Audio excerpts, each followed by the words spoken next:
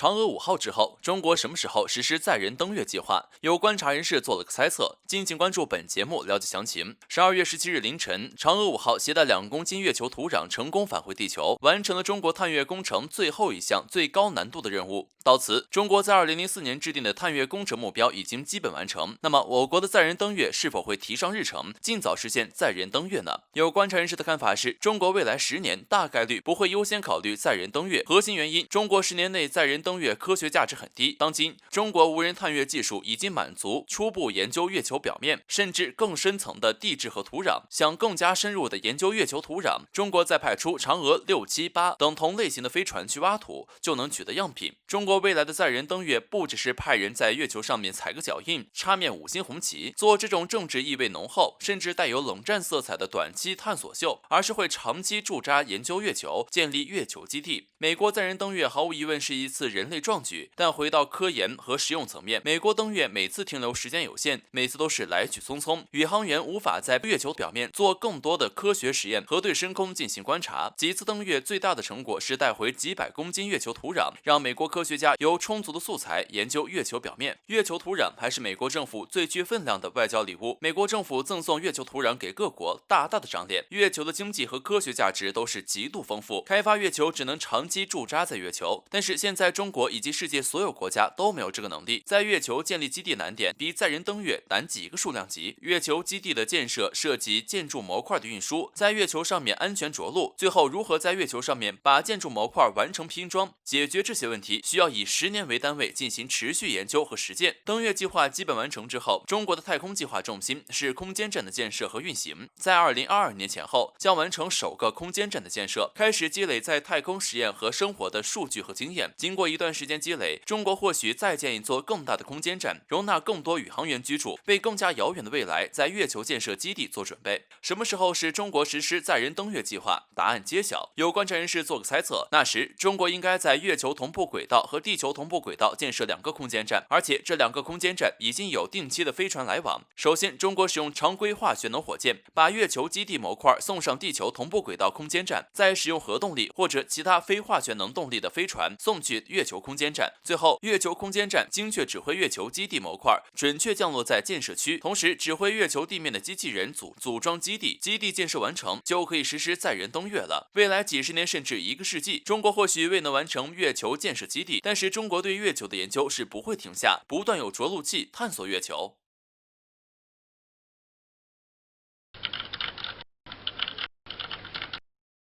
被烧得几乎面目全非，嫦娥5号返回舱回来时经历了什么？让我国航天第一人为你解答。更多内容敬请关注。这几天可谓是嫦娥5姑娘的高光时刻，她以完美姿态成功着陆在我国的内蒙古四子王旗着陆场，探月工程取得圆满成功，连玉兔也跑出来迎接。然而，正当大家处在欢乐喜欢之时，细心的网友从直播视频和图片中发现返回器有严重烧伤的痕迹，不由得让人担心起来。为什么返回器烧得这么厉害？带着这个疑问，我们一起来关注。据新华社消息，5姑娘成功在预定区域安全着陆，结束了为期23天的太空任务，收集到了比美国阿波罗和苏联月10号任务迄今还年轻数十亿年的岩石样本。嫦娥5号样品将送往北京的一个特殊实验室进行制备，用于分析和储存。嫦娥5号为进一步的勘探敞开了大门。据说嫦娥5号飞船只有神舟飞船的1/7，但是它的返回预地面积却比神舟大16倍，你知道吗？杨利伟讲述神舟飞船返回经过，嫦娥5号也有相同经历。据我国航天第一人杨利伟称，当神舟飞船从天而降，在距离地面1000公里左右的时候，飞船已经进入了大气层，这时飞船的速度遇到空气阻力，急速刹车，产生了4级的载荷，让人的身体难以承受如此大的压力。他感受到飞船外面就像放在火炉上烤一样，通红一片，不时有碎片掉落。据说飞船设计时使用了耐高温防烧10层，温度达到一定的程度自动脱落，带走一部分热能。其真实情况时，飞船外表的温度已经达到了1600到1800摄氏度的高温，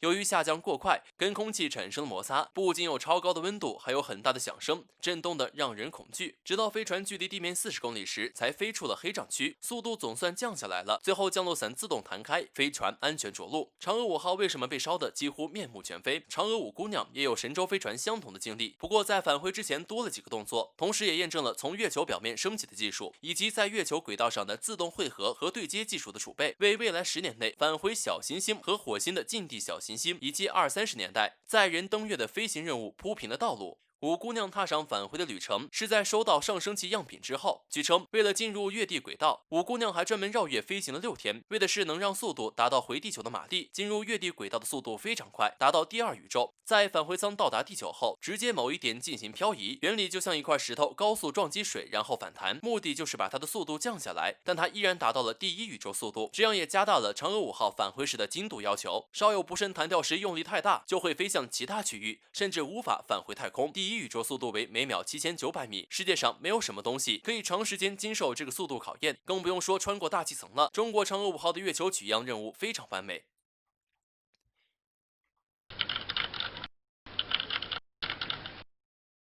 中国海军反潜机实弹演习，这次使用的是一种全新的深水炸弹。为何说外军潜艇将会面临越来越多的天敌？为何俄罗斯专家认为中国海军无法摆脱对俄的依赖？近日，解放军海军航空兵的 Y8Q KQ200反潜海上巡逻机最近进行的实弹演习，这也是中国海军首次展示新巡逻机的实弹反潜演练。根据最近在中国日报上发表的一篇报道，中国海军巡逻机使用了一种可以在中低空投放的作战深度很深的自导武器。从随附的照片中可以看出，部署的武器似乎与5月15日播出的中央电视台报告中看到的武器相似，应该是一种全新的深水炸弹。目前这种新式炸弹已经全部列装解放军海军的巡逻机。虽然新闻中的照片不算清晰，但俄罗斯专家推测，这种武器的形状与俄罗斯的 ZAGON 制导深水炸弹非常相似。尽管它没有推进系统，但导航器的尾部是可控的。在有源声波探头的引导下，深弹进入水中后，可以进行目标校准。反潜深弹的体积远小于鱼雷，大大提高了舰载机的载弹量。 ZAGON2 反潜导弹全长 1.5米，重120公斤，轻轻的重量不仅固定翼飞机可以使用，舰载直升机也可以使用。炸弹投下后，以减速伞减速入水，入水后降落伞自动脱离，然后炸弹会浮在水面上4分钟，在这个期间使用主动声呐搜索目标，有效搜索半径达450米。只要在其下部伞状搜索范围内出现敌方潜艇，它就会自动下沉，并向目标滑翔而去。由于它没有动力，没有噪声，体积小，被攻击的潜艇不会发现自己正在遭受攻击。俄罗斯的 ZAGON2 潜水炸弹安装有一个相对较小的35千克弹头，但是使用的聚能装药弹头可以穿透2层壳体的核潜艇，导致其不得不上浮。俄罗斯专家认为，尽管中国海军长期以来一直独立发展，但中国海军无法摆脱对俄的依赖，从俄罗斯复制的武器数量仍占很大比例。当然，中国海军在武器发展上一直遵循2条腿走路的，即自研与引进同时进行，至少保证有一个装备可以按时进入服役。亚太地区一直是所谓的海军怪兽房，日本的苍龙级、韩国的214型、印度的鱿鱼级、越南的基洛级，还有隐蔽而频繁试探中国海军的美国全核潜艇部队，这些都给中国海军带来了巨大的压力。航空反潜作为最有效的反潜手段，是中国目前最需要补齐的短板。而随着更多的运8反潜机和直20海军型的入役，在中国海域活动的外军潜艇将会面临越来越多的天敌。